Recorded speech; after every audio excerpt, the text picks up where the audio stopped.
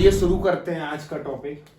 आज के टॉपिक में हम प्रधानमंत्री के कुछ कर्तव्यों के बारे में बात करेंगे। हालांकि उनके कर्तव्य तो बहुत सारे हैं, पर संविधान में कहाँ उनके कर्तव्यों का वर्णन दिया है और उन कर्तव्यों में क्या क्या बातें हैं, उसके बारे में हम 4-5 मिनट के इस वीडियो लेक्चर में समझ लेंगे।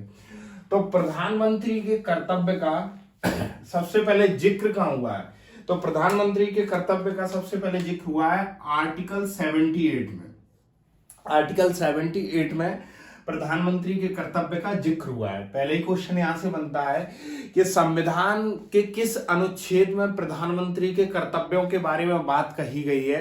तो अनुच्छेद 78 यानी 78 में यह जिक्र किया गया है कि प्रधानमंत्री के क्या कर्तव्य होंगे। तो देखिए, अनुच्छेद 78 कहता है राष्ट्रपति को जानकारी देना प्राइम मिनिस्टर प्रधानमंत्री का कर्तव्य होगा। राष्ट्रपति को जानकारी देना प्रधानमंत्री का कर्तव्य होगा। ये संविधान कहता है आर्टिकल 78 के तहत कि राष्ट्रपति को जानकारी देना प्रधानमंत्री का कर्तव्य होगा। अब बात करते हैं कि जानकारी, कौन सी जानकारी और कैसी जानकारी। तो देखिए, संघ यानी केंद्र के सभी विधायी यानी कानून एवं कार्यपालन यानी कानून के संचालन की जानकारी। ठीक है, अब इसको और अच्छे से समझिए।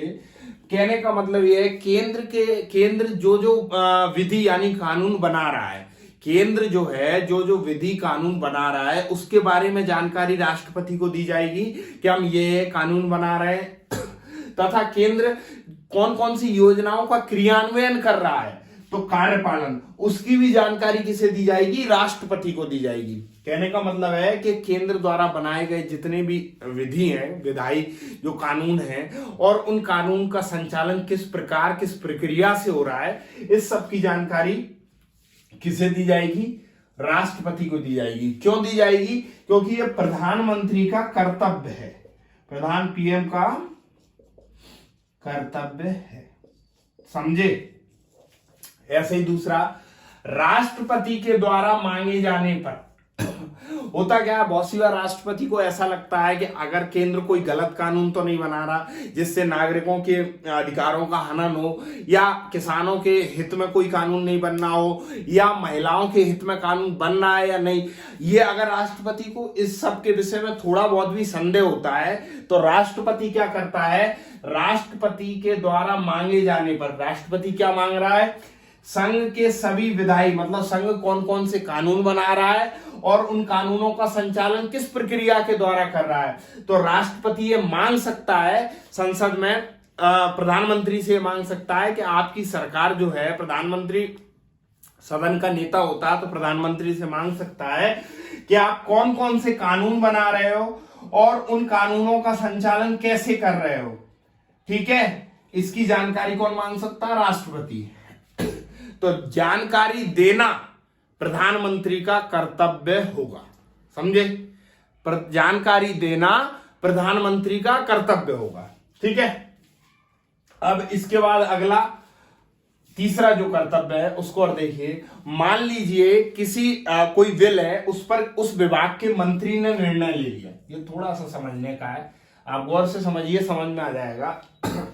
मान लीजिए कोई बिल है, उस पर उस विभाग के किसी मंत्री ने निर्णय ले लिया, लेकिन मंत्री परिषद के बिना, मतलब मंत्री परिषद को नहीं पता, और मंत्री ने, एक सिंगल मंत्री, कोई भी मान लीजिए ऊर्जा मंत्री है, उसने ऊर्जा से संबंधित किसी बिल पर निर्णय ले लिया और मंत्री परिषद को नहीं पता, और राष्ट्रपति को लगता है कि यह विषय इंपोर्टेंट है।